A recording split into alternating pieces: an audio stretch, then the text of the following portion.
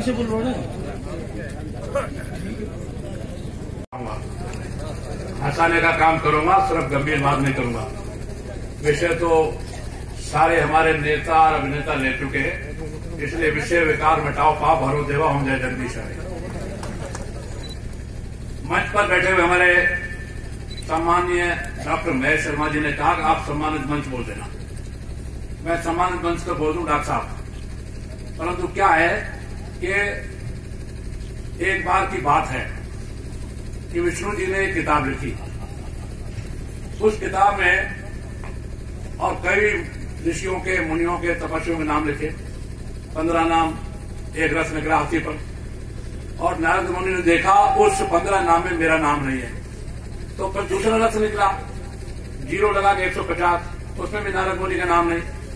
फिर ऐसे 150 के 1500, 15 लाख, 15,000, 15 लाख, 15 करोड़, 15 अरब, खरब, जो नहीं पता नहीं कितना, नारद मुनि का नाम कहीं नहीं। अब नारद मुनि का नाम नहीं तो नारद मुनि जी गुस्से हुए और अपना तंबूरा वाणी लेकर के गए और खटाक से जाकर विष्णु भगवान के फेंक के मारा। विष्णु भगवान के पैरों में लगा, दर्द हुआ, लेकिन विष्णु भगवान तो बहुत शांत और बहुत गंभीर, उनको तो नहीं, लेकिन उनकी भार्या लक्ष्मी जी को दुख हुआ। अब दुख हुआ डॉक्टर साहब, तो लक्ष्मी जी ने कहा क्या विभूति होती है, ढंग से व्यवहार कर रहे हैं महाराज मुनि, आप तो मुनियों के आप सरताज हैं। बोले हूं, लेकिन ये इतनी किताबें लिखी, हजारों लाखों करोड़ और वो नाम, मेरा नाम कहीं नहीं। तो विष्णु भगवान बोले मुनि महाराज जरा शांत हो जाएं, जिनका नाम मेरे दिल में है, जिनका नाम मेरे दिल में है, उनका नाम मैं किताब में क्या लिखूं। तो आप सब मेरे दिल में हैं, इसलिए मैं सम्मानित मंच बोलता हूं। सिर्फ 2 महिलाओं के नाम, हमारी बहन पूजा यादव और शीला चौधरी, जिन महिलाओं का नाम नहीं आया था बार बार, उनका नाम मैं बोल रहा हूं। और भी महिलाएं, माताएं, बहनें, मातृशक्ति, क्योंकि मातृशक्ति को मानने वाले हैं। यह देश गंगा माता, गीता माता, गौ माता, धरती माता और तुलसी माता और हमको पैदा करने वाली माँ का नाम, उनका नाम हम लेते हैं। इसलिए मातृशक्ति का नाम 2 का मैंने लिया, सारी मातृशक्ति को नमन। आप सबको नमन, मंच पे बैठे हुए, किसी का नाम लिया नहीं लिया, कोई रह गया, कोई नारद मुनि की तरफ बुरा नहीं माने, आपका मेरे दिल में है, इसलिए सम्मानित।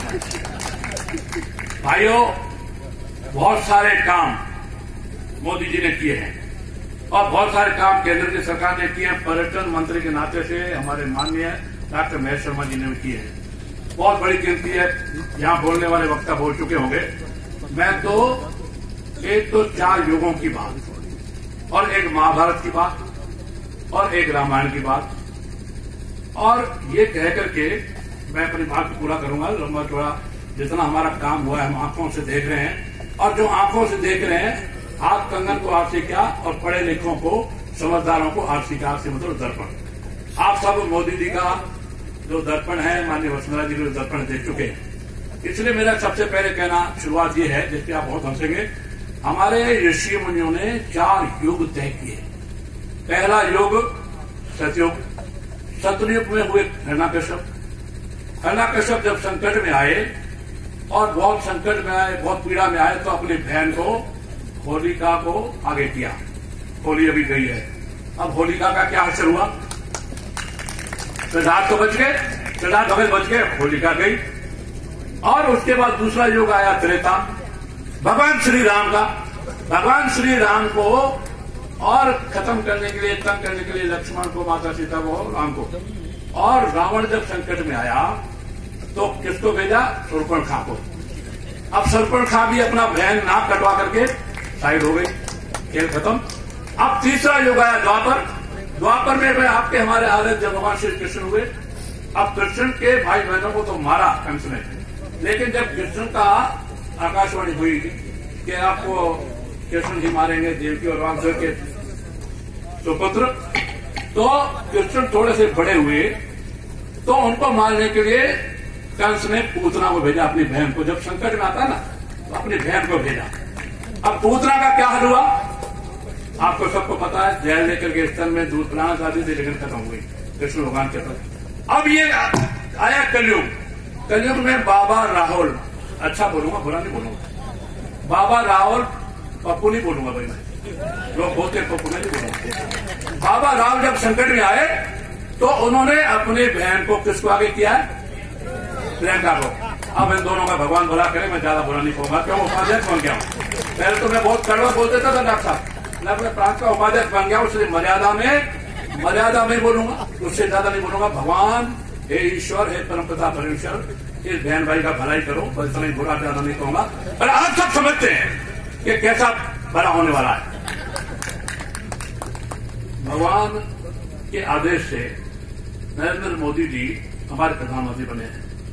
नास्ट्राडामस से फ्रांस का एक विद्वान हुआ, उसने 350 साल पहले, मेरे भाइयों 350 साल पहले लिखा है कि दक्षिण का एक नेता आएगा, भारत का पुनः वैभव जगाएगा, भारत को विश्वगुरु बनाएगा, भारत की कोई प्रतिष्ठा को दिलाएगा और भारत को अखंड करेगा, जो भारत के विखंडन टुकड़े होंगे, और भारत को सोने की चिड़िया बनाने के लिए पूरा काम करेगा।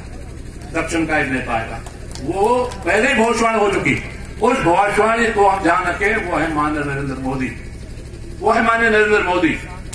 अब महाभारत का एक किस्सा सुनाता हूं, मैंने कहा मैं रामायण का और योगों का बताऊंगा, क्यों बात ज्यादा बोली नहीं है, लंबा चौड़ा भाषण तो बहुत घंटों हम बोलते। मैं मजदूर नेता था, तो एक बार बिना माइक के 20,000 लोगों में माइक उठा करके हमारे नागौर के डाट बंधु ले गए, वहां एक यूनियन थी गोटर में, सीमेंट फैक्ट्री की, मंजिल जी, और वो डाट बंधु उनके काम चलता था, ठेके वगैरह चलते थे फैक्ट्रियों में। अब वहां का ध्यान दे जब भाषण नहीं देगा, मैंने कहा भाई क्यों कि नहीं साहब, यहाँ यूनियन चलेगी तो हमारी फैक्ट्री बंद हो जाएगी, हमको यह काम देता है। मैंने कहा फिर भाई वो आए, मेरा माइक उठा के ले गए, जो फर्श बिछी थी वो उठा के ले गए। मैंने कहा चलो भारत माता की जय।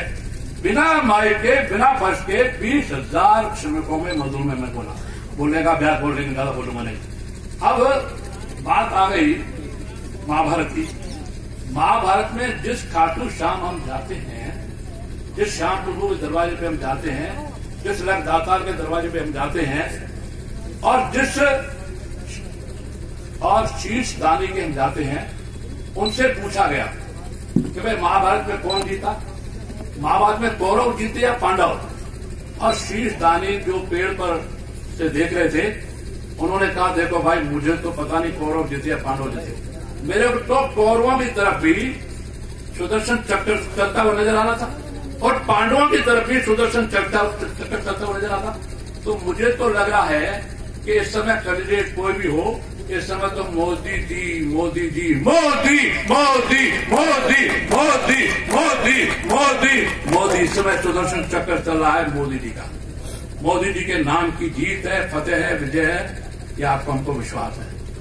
अब इस विश्वास के साथ हम लोग चल रहे हैं। निश्चित रूप से मोदी जी के नाम पर जो हमको प्रेरणा मिलती है, जो जोश आता है, हमारे रक्त में जो उमंग आती है, रक्त में जो संचार में तेजी आती है, मोदी जी के नाम की। इसलिए कैंडिडेट कोई भी हो, कोई भी कैंडिडेट हो, वो कैंडिडेट कमल का फूल और माने मोदी जी का है, इसलिए वो निश्चित रूप से जीतेंगे। और राजस्थान की 25 की 25 सिर्फ हमारा मिशन नहीं है, हमारा विश्वास है। विश्वास कम फलदायकम, विश्वास के साथ फल मिलेगा। 25 की 25 सीटें जीतेंगे, और चाहे दाएं चाहे बाएं, चाहे ऊपर चाहे नीचे, कांग्रेस झूठ बोलना सीखे। पहले तो झूठ वैसे बोलते थे, अब गीता पे हाथ रख के झूठ बोलेंगे क्यों? अरे कांग्रेसी चिल्लाते हैं कि मोदी जी ने कहा अच्छे दिन आएंगे, अच्छे दिन आएंगे, अच्छे दिन तो आए नहीं। अरे इससे ज्यादा अच्छे दिन क्या हो कि दुष्टो दुष्टता में पुष्ट हो। तुम लोग 49 साल के राहुल गांधी हो गए, 45 साल की हमारी बहन प्रियंका हो गई। अरे तुम कभी मंदिरों में नहीं गए, तुमने कभी गंगा जल की ओचरी नहीं ली, तुमने कभी जाकर के शिव जी का और रुकता विवेचन नहीं किया, अमृता विशेष नहीं किया, दुग्ध से, शहद से, दही से मिला करके जो और होता है अभिषेक। अब तुम जाके शिव जी के मंदिर में, विश्वनाथ मंदिर में जा रहे हो, अब तुम जाके गंगा जल की ओचरी ले रहे हो, अब तुम मंदिरों में जाना सीख गए, और तुम पुण्य कमाना सीख गए। घोर नास्तिक थे, पर मैं एक बार कहता हूं भाई, आस्तिक रहो या नास्तिक रहो, पर वास्तविक रहो। आस्तिक रहो या नास्तिक रहो, पर वास्तविक रहो। हम सब वास्तविक हैं, इसलिए इतने अच्छे दिन आ गए कि जो दुष्ट दुष्टता में पुष्ट मंदिरों में नहीं जाते थे, गंगा जल की ओंच नहीं लेते थे, शिव जी का दुग्धाभिषेक नहीं करते थे, बजरंग बली को नहीं मानते थे, रघुनाथ जी राम जी को नहीं मानते थे, इसलिए आज वो मंदिरों में जाना चालू हुए। इससे अच्छे दिन और क्या है। अरे कांग्रेसियों, कुछ शर्म करो। कांग्रेसियों, पानी तो बहुत कम रह गया पर उसी में डूब मरो। कांग्रेसियों, कुछ शर्म करो, पानी बहुत कम रह गया तो भी उसी में डूब मरो, चाहे कीचड़ में और चाहे पोखर में। बात ये कितने अच्छे दिन आ गए तो मंदिरों में जाना शुरू हो गए। और भैया हम तो लास्ट में अंत में डॉक्टर साहब बोलेंगे समय बहुत हुआ, अंत में हम सब राम भक्त हनुमान है। हनुमान की सी शक्ति मंच पे बैठे हुए हमारे कार्यकर्ताओं को, जनप्रतिनिधियों को जो चुनाव लड़े नहीं लड़े, सारे पदाधिकारी जो कैंडिडेट बनना चाहते हैं, उन सबको, कार्यकर्ताओं को, बहनों को, माताओं को, सब हम लोग माता सीता के स्वरूप है। हमारी बहनें माताएं और हनुमान जी के स्वरूप है। हनुमान जी कभी असफल नहीं हुए, सदा सफल हनुमान। ये हनुमान जी के बारे में कहा जाता है। कैसा ही छोटा काम दिया, बड़ा काम दिया, हनुमान जी कभी असफल नहीं हुए। और राम जी के श्रीमुख से निकला, राम काज किए बिना, राम काज किए बिना महेंद्र जी बाबा साहब, आप कनफाड़ बाबा हो और मैं हृदय फाड़ बाबा हूं। मेरा हृदय फटा हुआ है, उसमें इनकी जो कान में है ना, क्या है कान में, वो मेरे हृदय में है। आप कनफाड़ बाबा हो, मैं हृदय फाड़ बाबा हूं। इसलिए आप बाबा बालकनाथ हो, मैं बाबा ज्ञाननाथ हूं। मेरे भाइयों, तो राम जी के भक्त हनुमान जी कभी असफल नहीं हुए, हम भी असफल नहीं होंगे। सदा सफल हनुमान। और राम जी के श्रीमुख से निकला, हनुमान जी के श्रीमुख से निकला। दुनिया में एक ही भगत पूजा गया जिसके 86 करोड़ छोटे और बड़े मंदिर हैं। मैं अमेरिका के एक मैगजीन पढ़ रहा था, दुनिया में 86 करोड़ छोटे बड़े हनुमान जी के मंदिर है। अपने यहाँ भी 5, 10, 15 होंगे। हर गांव में 2-4 होते हैं, हर ढाणी में होते हैं, हर वर्ष शहर में जो लगभग 1000 छोटे बड़े मंदिर हैं। तो हनुमान जी क्यों पूजे गए? क्योंकि सदा सफल हनुमान। हनुमान जी ने भगवान श्री राम की जो पूजा की वो हृदय से की, लेकिन मर्यादा को उल्लंघन नहीं किया। मर्यादा को उल्लंघन नहीं किया। उस मर्यादा में रहते हुए हनुमान जी ने जो श्रीमुख से निकला, संक्षेप में कर रहा हूं, हनुमानी उनके श्रीमुख से निकला, राम काज किए बिना मोहे कहां विश्राम। क्या बोला? राम काज किए बिना मोहे कहां विश्राम। हम सबको 6 मई तक राम का काम करना है, मर्यादा पुरुषोत्तम का काम करना है, रघुनाथ जी का काम करना है, भगवान श्री कृष्ण का काम करना है, इस भारत माता का काम करना है, गंगा माता का काम करना है, गौ माता का काम करना है, धरती माता का काम करना है, और अपनी माँ जननी जिसने पैदा किया उसकी सेवा का काम करना, अपनी बहन और बेटियों की रक्षा का काम करना, हिंदू रक्षा का काम करना है, गाय माता की रक्षा का काम करना। तो राम काज किए बिना मोहे कहां विश्राम। हमको अब 6 मई तक विश्राम नहीं लेना।